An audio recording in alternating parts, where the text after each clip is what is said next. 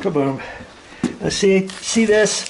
This is 14.2. See, 14/2 with ground. It's called 14.2 with ground, meaning 14 gauge wire, black wire, white wire with ground.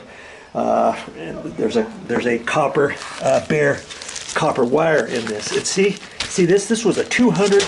Can you believe that? This was a 250-foot roll. Look at that. I've had this thing forever, and I just cut a hole in it, and this is how you can keep your wire from coming undone if you just leave the plastic on there. I've drug that around underneath the house, installing light fixtures, installing electrical outlets, installing 3 or 4 ceiling fans, fishing wires up in the attic, fishing wires over to smoke alarm boxes, all kinds of stuff in this roll.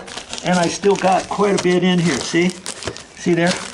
And you know, I think I'll be able to run it with install a pole wire with that. I don't have to cut it off. I can just undo enough and push it from one end.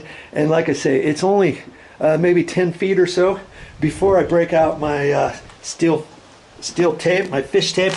But I did tell you I'd try this first. I'm not holding out much hope that this is going to go through there. You know, it is 12 gauge, so I'll see.